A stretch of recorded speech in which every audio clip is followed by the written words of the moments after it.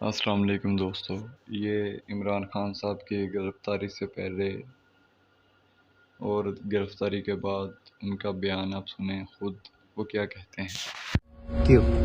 بسم اللہ الرحمن الرحیم۔ اسلام آباد کے لیے نکل رہا ہوں، پھر سے میری عدالت میں پیشیاں ہیں۔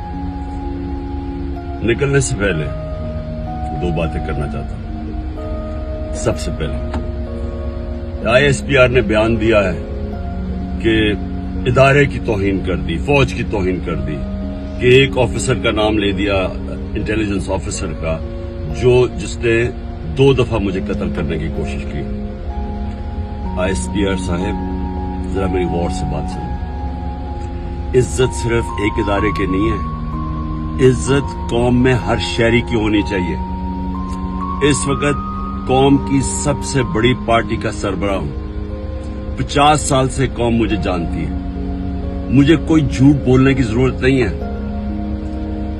اس آدمی نے 2 دفعہ مجھے قتل کرنے کی کوشش کی، اور جب بھی انویسٹیگیشن ہوگی میں یہ ثابت کروں گا کہ یہ وہ آدمی تھا، اور اس کے ساتھ ایک پورا ٹولہ ہے۔ اور اس کے ساتھ کون ہے وہ بھی سب قوم کو پتا ہے۔ آج سوشل میڈیا کے زمانے میں سب کو پتا ہے وہ کون ہے۔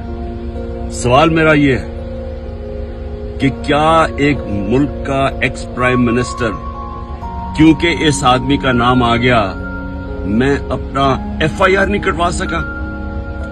پتا تو سچ اور جھوٹ تب چلے جب انویسٹیگیشن ہوتی ہے، ایف آئی آر اس کے خلاف ہوتی، انویسٹیگیشن ہوتی۔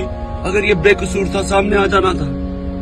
اتنا طاقتور شخصیت کہ میں ایکس پرائم منسٹر اپنی پنجاب کی حکومت ہوتے ہوئے ہم انویسٹیگیشن ایف آئی آر میں اس کا نام نہیں دے سکے۔ اس کے بعد پنجاب کی حکومت کی جے آئی ٹی 2 پولیس آفیسر نے جنہوں نے اس کے کہنے پہ ریکارڈ کیا تھا اس کی سٹیٹمنٹس، نوید شوٹر کی، ہم 2 آفیسر جو ریکارڈ کیے تھے، پنجاب کے پولیس آفیسر ڈی پی او گجرات اور سی سی پی او سی ٹی ڈی، انہوں نے ہماری انویسٹیگیشن کے اندر آنے سے منع کر دیا۔ کون تھا پیچھے؟ کون اتنا طاقتور تھا؟ اس کے بعد جب انویسٹیگیشن میں یہ ثابت ہو گیا کہ 3 شوٹر تھے، جب جے آئی ٹی میں ثابت ہو گیا کہ تین شوٹر جنہوں نے گولیاں چلائی، بنسبت جو ان کا پروپیگنڈا تھا کہ صرف ایک دینی انتہا پسند تھا، جے آئی ٹی کو سیبوٹاج کیا گیا۔ 4 سی ٹی ڈی کے لوگوں نے اپنی سٹیٹمنٹ چینج کی۔ پروسیکیوٹر جنرل نے انویسٹیگیٹ کیا، اس نے کہا ان کے خلاف کارروائی ہونی چاہیے 4، کیونکہ انہوں نے سیبوٹاج کرنے کی کوشش کی۔ کون تھا ان کے پیچھے؟ کون اتنا طاقتور تھا؟ اور اس کے بعد جوڈیشل کمپلیکس، میں ثابت کروں گا کہ آئی ایس آئی نے ساری ایک رات پہلے اس کو ٹیک اوور کیا۔ ثابت کروں گا کہ سی ٹی ڈی کے کپڑوں کے اندر اور وکلا کے کپڑوں کے اندر آئی ایس آئی تھی وہاں۔ ثابت کروں گا کہ ایک بریگیڈیئر بیٹھا ہوا تھا وہاں، مجھے نام بھی اس کا بتاؤں گا، جو سارا مانیٹر کر رہا تھا۔ کیا کام تھا آئی ایس آئی کا وہاں؟ ثابت کروں گا کہ انہوں نے مجھے قتل کرنے کے لیے، اور پیچھے یہ آدمی تھا۔ اسی آدمی کا نام اور ان جو ٹولہ تھا ان کا نام ارشد شریف کی والدہ نے ارشد شریف کے قتل پہ لکھا۔ کوئی انویسٹیگیشن نہیں ہوئی، کوئی کسی کی جرت نہیں تھی کہ آگے بڑھے، کیونکہ یہ مقدس گائے ہیں، قانون سے اوپر ہیں۔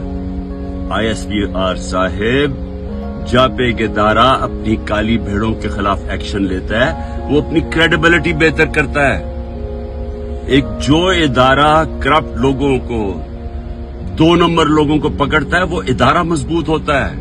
اگر شوکت خانے میں کوئی ڈاکٹر غلط کام کرے یا کوئی بھی کرے، ہم ایکشن لیتے ہیں، ہماری ادارے کی کریڈیبلٹی بڑھتی ہے۔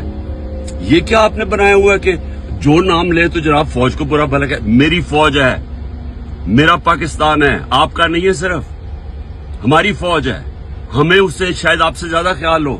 یہ جو حرکتیں کرنا کہ جی جو تنقید کرے اس کو آپ منہ بند کر دیں، یہ آپ نقصان پہنچا رہے ہیں ادارے کو۔ اور میں یہ بھی آج کہہ دوں، یہ جو آج میں جا رہا ہوں وہاں کوئی پولیس اور رینجرز اور ایف سی اتنی بڑی فوج لانے کی، ملک کے پیسے ضائع کرنے کی کوئی ضرورت نہیں ہے۔ اگر کسی کے پاس وارنٹ ہے، سیدھا میرے پاس وارنٹ لے کے آئے، میرے وکیل ہوں گے، لیگل ہوں گے، میں خود ہی جا کے جیل میں تیار ہوں جانے کے لیے۔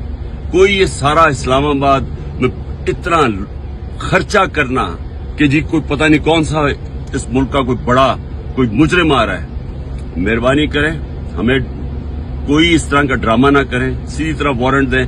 कोई मेरे पर केस नहीं है, कोई इस वक्त केस नहीं है, लेकिन मैं मेंटली ज़हनी तौर पे तैयार हुआ हूं कि जेल में डालना है, मैं तैयार हूं जेल में जाने के लिए, मैं जेल में जाने के लिए तैयार हूं। दूसरी चीज, ये जो इसने डर्टी हैरी ने जो प्लान बनाया हुआ और टोला है इसके साथ, और मैं फिर कहता हूं सोशल मीडिया देखें, सबको पता है कौन कौन इसके साथ है।